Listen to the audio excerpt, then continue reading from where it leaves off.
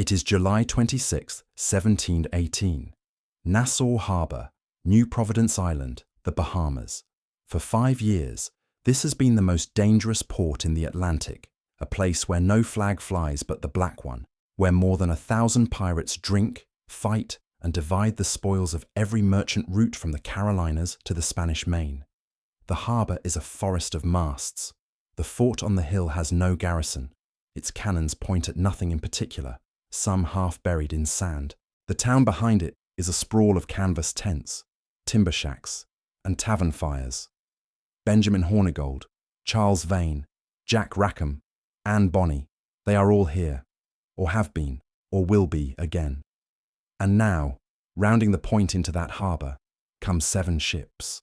At their head is the Delicia, a 460-ton former East Indiaman, 30 guns, her deck lined with redcoats and colonial officials in powdered wigs, squinting at the tropical sun. Behind her, HMS Milford, a 5th-rate frigate of 32 guns. Behind that, the Rose, the Buck, the Shark, and 3 supply transports carrying farmers, tools, seed, and the written authority of King George I. Standing on the quarterdeck of the Delicia is a man of about 39. His jaw is disfigured, held together by a silver plate, the souvenir of a musket ball that smashed through his upper jaw off the coast of Ecuador 9 years ago and never fully healed. He has circumnavigated the globe.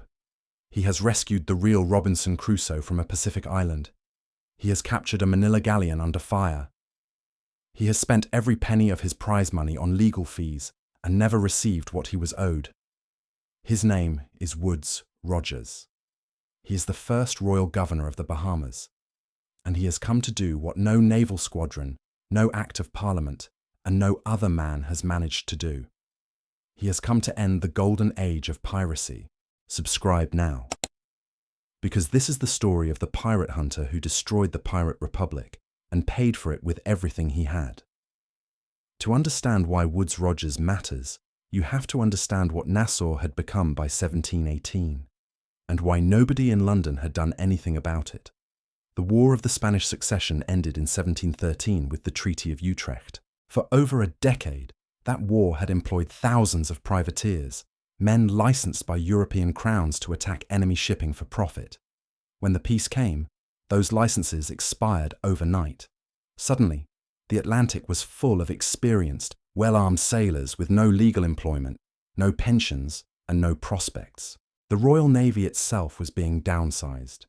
Ships decommissioned, crews paid off, skilled men turned ashore with nothing but their sea chests and their resentments. Nassau offered them a home. New Providence Island was perfectly positioned, close enough to the Straits of Florida, through which every Spanish treasure fleet and most of the Caribbean trade had to pass.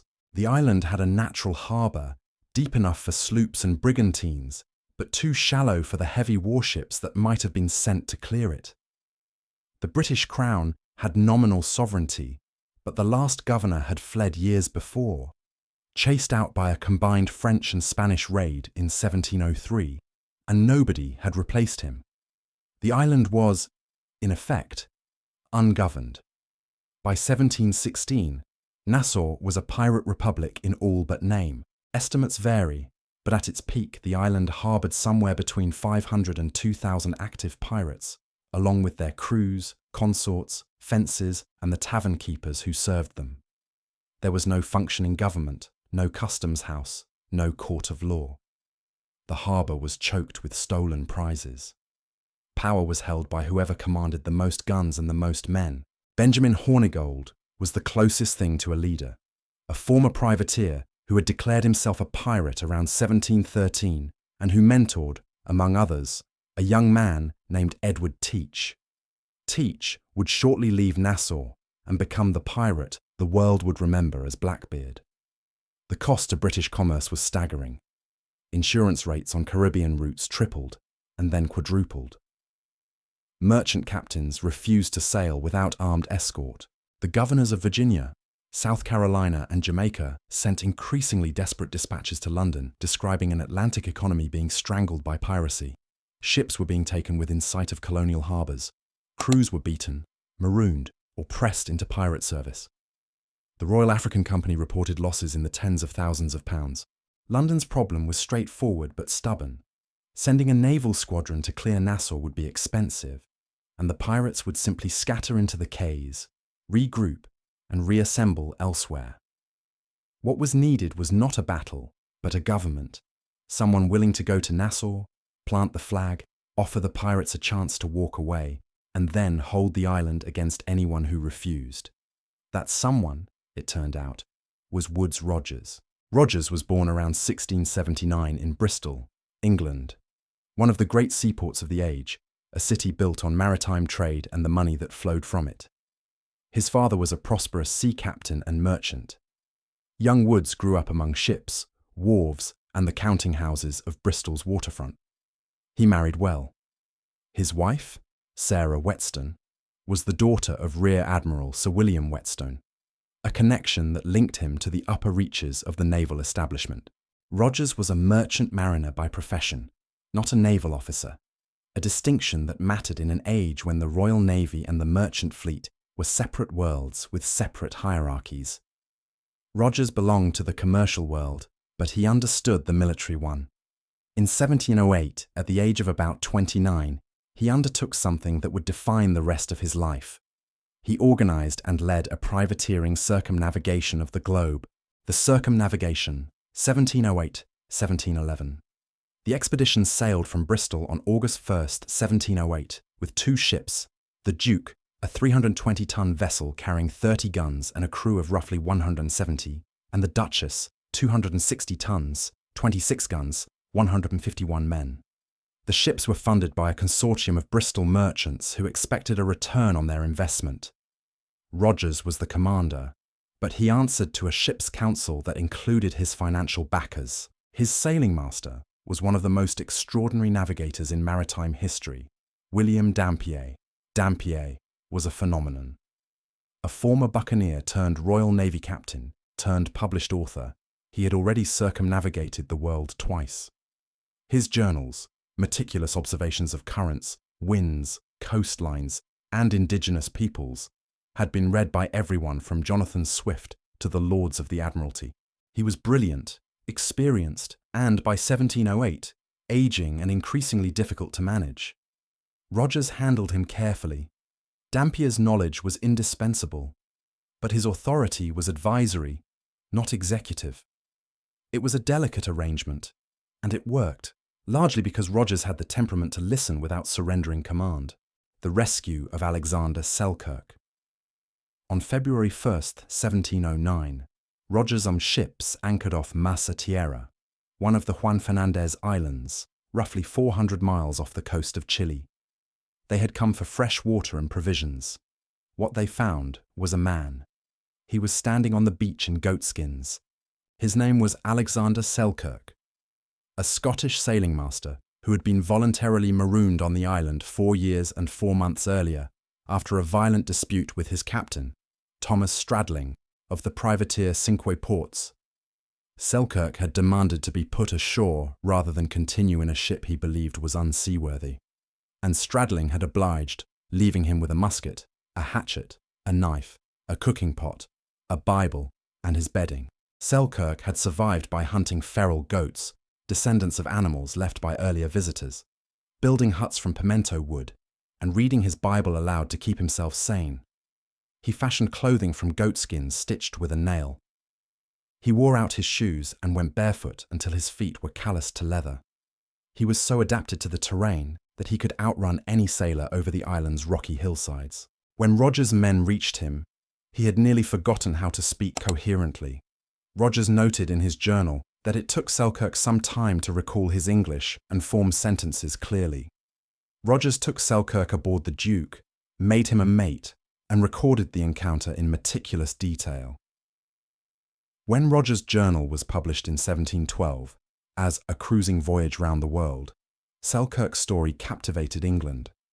7 years later, Daniel Defoe would publish Robinson Crusoe, and the connection between the real castaway and the fictional one would become one of the most debated literary genealogies in the English language. Guayaquil and the Manila Galleon.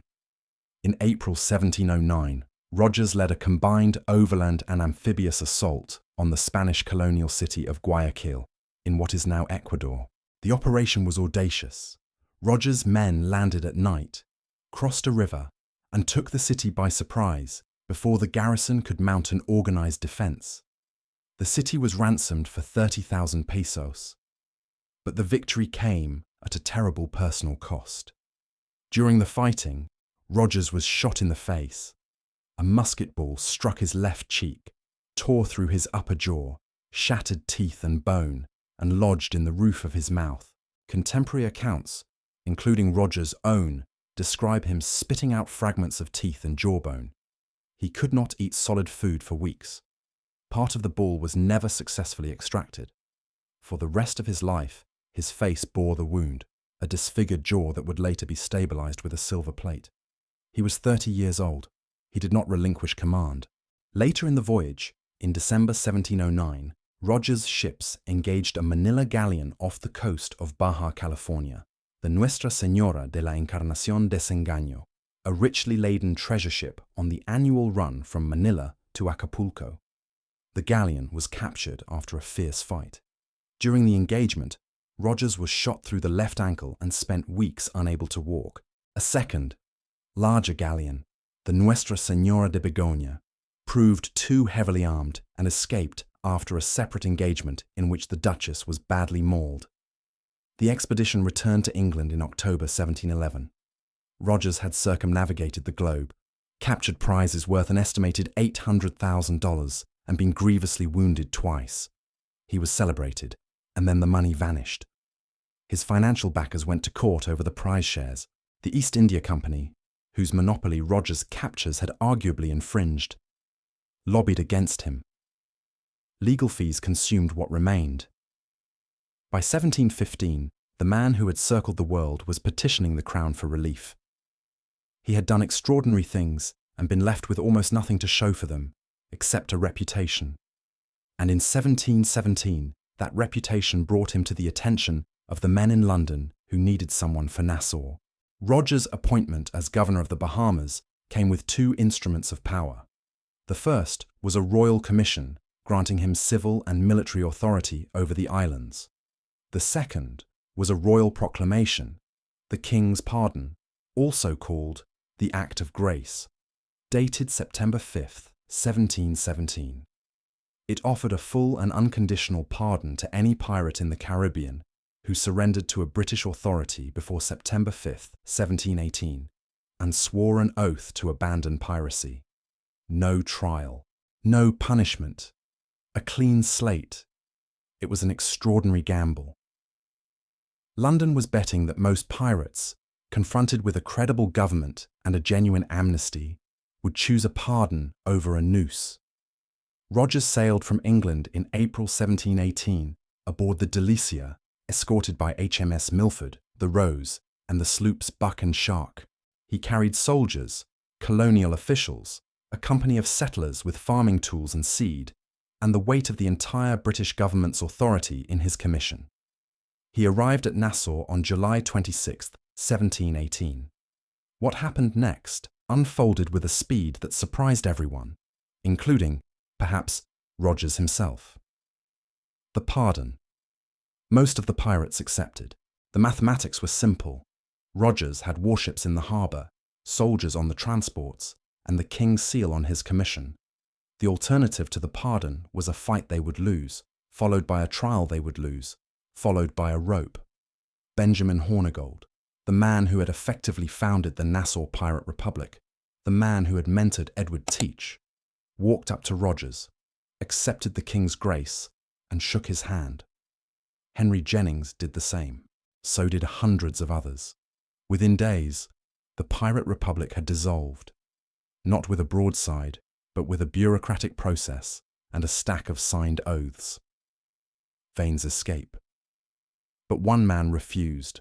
Charles Vane was in Nassau Harbour when Rogers arrived, violent, defiant, and unwilling to surrender what he considered his freedom for the signature of a king he did not recognize. And his escape was one of the most theatrical moments in the history of piracy.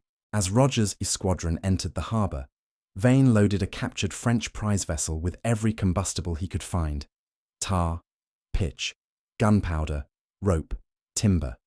He set it ablaze and sailed it directly at Rogers' ships. The fireship came roaring through the harbour mouth, flames leaping from her rigging, her hull cracking with heat. Rogers' ships scattered to avoid the burning hulk. In the chaos and smoke, Vane and roughly 90 pirates slipped out through the eastern channel in Vane's armed sloop. As he passed Rogers' flagship, Vane fired a defiant broadside and flew the black flag. He was the last pirate to leave Nassau under his own terms. Governing the ungovernable Rogers now held the island. Holding it was the harder task. He had inherited a colony with no functioning infrastructure, no revenue, no agriculture, and a population of newly pardoned pirates who had agreed to stop stealing but had no obvious alternative livelihood. Rogers put them to work rebuilding Fort Nassau, the crumbling stone fortification on the hill above the harbour, using the former pirates themselves as labour. He established a militia. He appointed Benjamin Hornigold, the former pirate king, as a pirate hunter with a commission to patrol the Bahamas and capture anyone who had refused the pardon or returned to piracy after accepting it. Hornigold accepted the commission and performed effectively. The predator turned gamekeeper. Disease was a constant enemy. Tropical fevers swept the garrison. Supplies from London were slow in coming and never adequate. The soldiers' pay fell months in arrears. Rogers was governing a colony that London had authorised but was unwilling to fund, a pattern that would define his entire tenure. The hangings. The pardoned pirates tested Rogers constantly. Within months, a group of men who had signed the oath of surrender slipped back to sea and resumed piracy. Rogers arrested them, assembled a court from his officers and what passed for Nassau's civilian establishment, tried them, convicted them, and had on December 12, 1718, hanged them from the ramparts of Fort Nassau. The sources disagree on the exact number: 8, 9 or 10 men, depending on the account. What is consistent is the message. The condemned were marched through the streets of Nassau in chains. Contemporary reports record that one man, Thomas Morris, called from the scaffold that he wished he had been a greater pirate, for then he might have been rewarded instead of punished. Others went in silence. Rogers watched. There was no pleasure in it. It was a statement. The pardon was genuine, but the law was real, and the law would be enforced.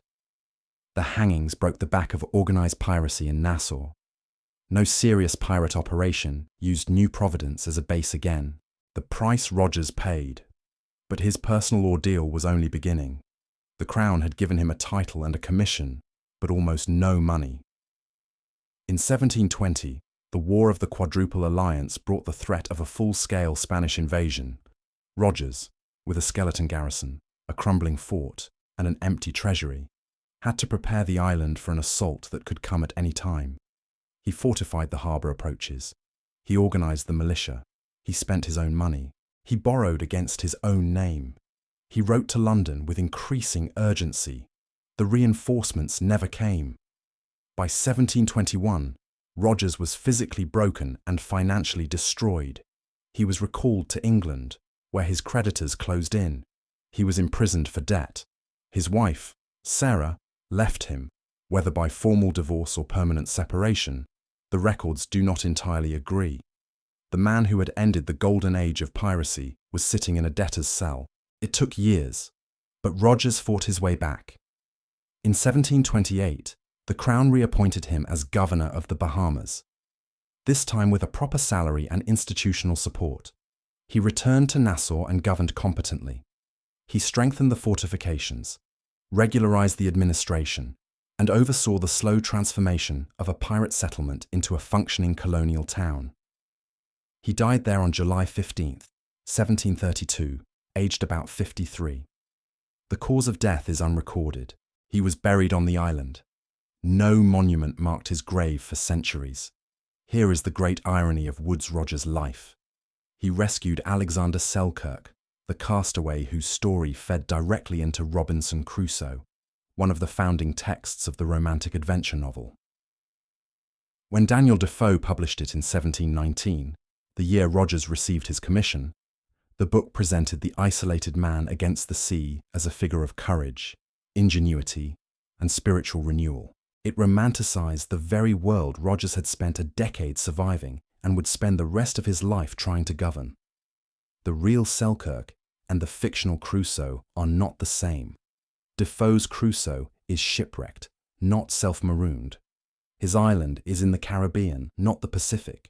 His story is one of mastery over nature, not gradual psychological erosion. Selkirk, by Rogers' own account, was deeply changed, not ennobled by isolation, but damaged by it, struggling to readjust to human company.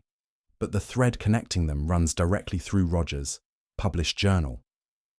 Without A Cruising Voyage Round the World, Robinson Crusoe might never have been written. The romanticization of piracy followed the same arc. When Captain Charles Johnson published A General History of the Pirates in 1724, he transformed the pirates of Nassau into figures of legend: Blackbeard, Vane, Calico Jack, Anne Bonny, Mary Red. Johnson gave them backstories, speeches, and a grandeur the historical record does not always support. Rogers appears in Johnson's book, treated with respect as a capable governor, but in the popular imagination, it is the pirates who are remembered, not the man who stopped them. The historical Nassau was not a democratic utopia. It was a violent, disease-ridden settlement whose economy depended entirely on theft.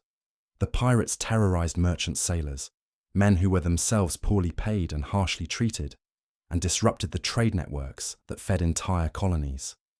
Rogers understood this because he had lived it. He had fought pirates and been wounded by them.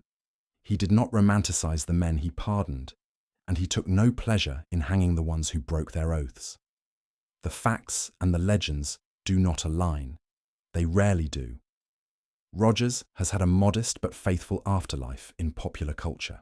He appears as a character in Ubisoft's Assassin's Creed 4's Black Flag, set in precisely this period, one of the few historical figures in the franchise whose portrayal stays reasonably close to the documentary record. In the game, as in life, Rogers arrives in Nassau and ends the era. He is not the villain, but he is the ending. His more enduring legacy is quieter. The motto Rogers placed on the colonial seal of the Bahamas, Expulsis Pirates, Restituta Commercia, Pirates expelled, commerce restored, remains on the Bahamian coat of arms to this day. Every passport the Bahamas issues, every official document it stamps carries those words. 3 centuries after a bankrupt, disfigured former privateer dragged himself ashore at Nassau with a royal commission and an impossible job, his 6 Latin words are still there. He would not have expected that. But then, Woodes Rogers rarely expected to be remembered at all. He died in Nassau, not at sea, not in battle, not in the pages of a best-selling novel. He died in the colony he had saved, of a cause the records do not name, on a July afternoon in 1732, 53 years old. He left behind debts, a former wife, a rebuilt fort, and a functioning colony where there had been a pirate republic. No one wrote a novel about Woodes Rogers. No ballad carried his name across the Atlantic. The pirates he hanged became legends. The pirates he pardoned disappeared into ordinary lives, farming, fishing, forgetting. Charles Vane, who defied him in a blaze of fire, ended up hanged in Jamaica 2 years later. Benjamin Hornigold, who surrendered to him and became his most effective pirate hunter, died in a shipwreck off the coast of New Spain, chasing the very men he used to lead. And Rogers, the man with the silver jaw, who circled the globe and rescued a castaway and took a Spanish city and captured a Manila galleon and lost a fortune and ended an age. Rogers was forgotten. For 200 years, his grave in Nassau went unmarked. The sea takes everything eventually. The stories it gives back are the ones it chooses, and they are not always the ones that are true. Rogers' story is not a tale of treasure or rebellion or freedom on the open water. It is a story about what it costs to impose order on chaos, and who pays that price, and what the world remembers instead. The Bahamas still carry his motto. The harbour at Nassau is still there, turquoise and calm and deep enough for 1,000 ships.